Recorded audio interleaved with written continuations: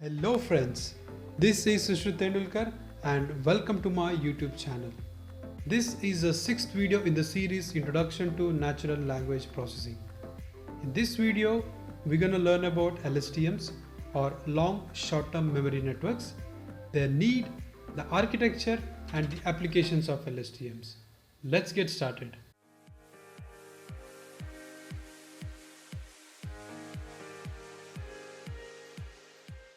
What are the challenges with the RNNs? In the earlier tutorial, we had seen the architecture of recurrent neural networks, and we had seen this simple architecture. If you have not watched that video, I recommend you to watch that first and then come to here. We can see that in each cell we take a new input, which is one hot encoded word vector or word embedded word vector. The hidden state, these get multiplied with the corresponding weights, then bias is added and they are passed through an activation function to produce a new hidden state. Now we can see that there are different inputs at different time steps. Theoretically, this cell should be able to remember the information many steps back, but practically recurrent neural networks fail to do so. So these are some of the challenges associated with the recurrent neural networks. Vanishing gradient, which means the information is lost or the cell cannot remember words many steps back. So now what do? We look into LSTMs, a different kind of network architecture to solve this problem. LSTM stands for long short-term memory. And within each cell, there are these 6 different operations happen. Long short-term memories have 3 important gates: the forget gate, the input gate, and the output gate. The forget gate takes care of remembering what to keep in memory from the previous time steps. Input gate takes care of what new information to be learned. And output gate takes care of producing the new hidden state. The new thing that's added in the long short-term memory is this new memory state. This takes input from the input gate and then something known as the learn gate, and then keeps that as a memory for future time steps. And finally, we have a hidden state like we had in the RNNs, that will keep feeding as input to the cells at each time step. Now just by looking at equations, this can be a little overwhelming. Now let's look into the architecture of it. So architecture of LSTM. Now we have already seen the architecture of RNN. Each cell at each time step performs series of matrix multiplications. Hidden weight multiplies with the corresponding weight matrix. The new input multiplies with the corresponding weight. Then bias is added and then it passes through the activation function. That in turn produces a new set of hidden states. Now each cell can be visualized like this for LSTM. Instead of one operation here, there will be 4 different operations. Now this is the sigmoid activation. So we can see that there are 3 sigmoid activations and 1 tanh activation. This one is the cell state that remembers the information from many time steps back. This is the hidden state, the previous hidden state, and this one is the new input. And at each time step it produces one output. This can be a new cell state or the final output. Now let's break down this further to get a clear picture of how a LSTM would look like. Now the first is the forget gate. Here is the new input, the previous hidden state. We also call it as short-term memory. The previous cell state, also called as long-term memory. And this part is familiar to us. This is similar to what we had seen in the recurrent neural networks. Previous hidden state is multiplied with the corresponding weight matrix. The new input X is multiplied with the corresponding weight matrix. We call it WXF F refers here the forget gate, and then a bias is added, BF, passes through the sigmoid activation function, and then it gets multiplied with the previous cell state. So this is not a matrix multiplication, this is element wise multiplication, because the forget gate outputs the values in zeros and ones due to this sigmoid activation. Only the required information is passed on to here, and all the other information is forgotten. Let's see an example. Let's say the previous cell state had this information, 0.5, 0.4, 0.9 and 0.8. And the output of the sigmoid function, which is the forget gate, is 0, 1, 1, 0. And when you perform element-wise multiplication, wherever there is 1, only that information gets passed here and others gets deleted. So if you have to code this in Python, this is how it would look like. So we define a function forget gate with the input x, previous hidden state h, corresponding weight matrix WHF and WXF, the bias and the previous cell state. So first we calculate the hidden state, or we call it forget hidden, by multiplying corresponding weights and the hidden state. Similarly, we calculate the forget input x. We pass it through a sigmoid function here by adding a bias, and then we multiply with the previous cell state. So that would produce the output at this point here. Proceeding further, let's add an input gate. Now input gate has two components, the ignore part or the learn part. Now ignore part will ignore the new information that is fed in, or part of the information that has to be ignored, and the learn part learns the new things that has come from the input. Now we can observe that this is a sigmoid activation here. That means the output will be in the range of 0 to 1. The tan h, this is the learn gate, then information will be from -1 to +1.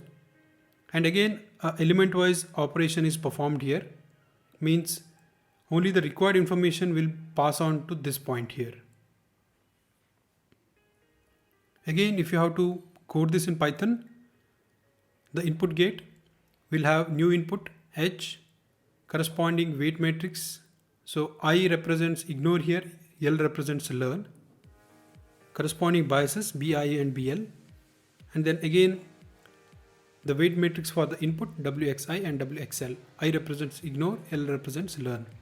So we calculate the corresponding matrix outputs for both ignore as well as the hidden gates. And similarly, we perform sigmoid operation by adding the bias term here. We perform tan h operation by adding the bias term here, and then we multiply. This is element wise multiplication to produce the output at this point here. Lastly, the output gate. The output gate also has a similar structure. It takes the hidden state, previous hidden state, the new input, adds bias, and then the output is passed through a sigmoid activation. The value will be between 0 and 1. And here at this point in time, the output of the input gate is element wise added to the previous cell state, and that gets passed through a tan h, which in turn gets multiplied element wise with the output gate to produce a hidden state. Plus the previous cell state information without tan h operation gets passed along to form a new cell state, which will be the input for the next cell. The code for the cell state can be, you just add the forget gate output and the input gate output. So we are talking about this point here. This is the output of the input gate, and this is the output of the forget gate. You add it and that becomes a new cell state. And for the output gate calculation here,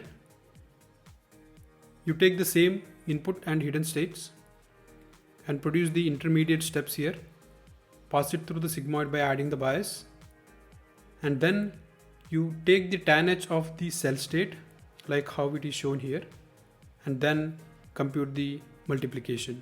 So this produces the hidden state output. Now that's about the complete architecture of the LSTM. So let's quickly look into architecture once again. The hidden state H is input for these 4 gates, the same value, but the difference is the weights. There are different weights that learn different information. Similarly, the new input X is the input for all these 4 gates, but what's different is the corresponding weights, the weight matrix. At each input, the input can be a word vector or word embedding. This gate, at each input X, the forget gate makes sure that only the corresponding information is passed from the previous cell state and others are forgotten.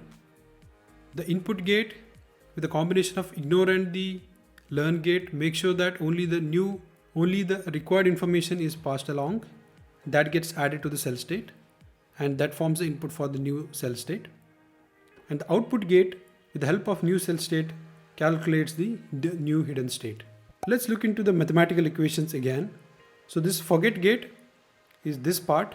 We have corresponding weight matrix for the previous hidden state. We are calling HT-1, and we have different weight matrix. We are calling it UF multiplied with the input XT and then the bias term. So UF is represented as WXF here. Input gate is this part. We also call it ignore gate here. It takes the same hidden input, different weight, new input, different weight, and then the bias. And then the output gate, this part here, is same equation, and all of these pass through the same sigmoid activation. And then this part, this is the learn part represented here. It's a tan H activation, but the same hidden states and the input. And this CT represents the cell state. So if you see here, forget gate is multiplied with the CT-1, which is the previous cell state. So it is represented here. Next, I of t multiplied with the CT dash. CT dash is the learn gate. I is the ignore gate. So it is represented here. These both get added here, and this is the point. And that gets passed along as a new cell state. And finally, the output gate multiplied with the tan H of the cell state. Output gate multiplied with the tan H of the cell state to form the new hidden state. So this is all about the architecture of the LSTM, and this set of operations happen for each of the input word. Let's say the sentence has 10 words. Now this has to happen 10 times. And if there are 100,000 sentences with 10 words each, so you can imagine the complexity of this architecture. Now what are the weaknesses of the LSTMs? They require a lot of resources and time to get trained because of the complexity involved. They get affected by the random initialization of the weights. So we have seen that there are a lot of hidden weights, and they require a proper small weight initialization instead of randoms. LSTMs are prone to overfitting. It's difficult to overcome that easily. Finally, let's see some of the applications of LSTMs.